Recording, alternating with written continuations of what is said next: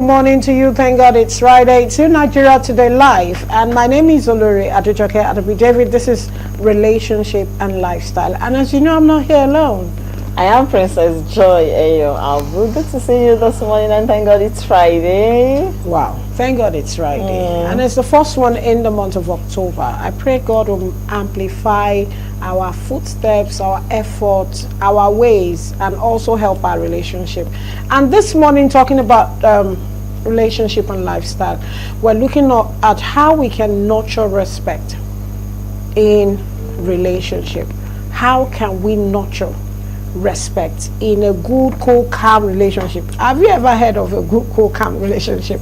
But really, let's see how we can work this out. This morning, joining us via Zoom is Adedeji Odusoya from Arogi Care Foundation. He's a clinical psychologist, and we'll be talking more about this. Hello, good morning. Adedeji, are you there? Okay, it's good to have you this morning. How are you? Good morning. My pleasure. I'm fine. Are you? I will bless God. How are you too? Okay, now this morning we're looking at the place of respect in nurturing a good relationship. The place of respect in nurturing a good relationship. How well can we nurture a relationship? How can we place a relationship? Okay. Don't let me even put good or bad. How can we nurture, as a clinical psychologist, how can we nurture respect in a relationship? All right, good morning once again, and I'm here on Nigeria Live today. My name is Odusoya Adedeji, licensed clinical psychology from Arogi Trauma Care Foundation. So I'll be talking about the place of respect in nurturing a noble relationship this morning. First of all, let me give us a hint on what noble is all about. It's a connotation for anything that is of fine quality at acceptable moral standard in the society. So if we say a relationship is noble, that means that by all standard, it is acceptable in the society morally. But let me start with this quote. You cannot treat your partner like a refuse and expect a crown. Refuse never begets royalty. It is gardens that cultivate flowers, while palaces also nurture monarchs. So when we talk about respect, it's one of the virtues that we use to nurture a relationship into nobility. In other words, respect serves as the moral frame for how relationship thrive or wither. The quote that I just talked about captured the essential truth, which is dignity and nobility in relationship requires deliberate, intentional care. When you intentionally care for your partner, you ensure that there is a creation of condition for strength, loyalty, and shared leadership to flourish. But conversely, when you do the opposite, that means that you erode the very essential qualities that produces respect, trust, and mutual investment. So in practical terms, respect breeds nobility in relationship. Respect breeds nobility in relationship.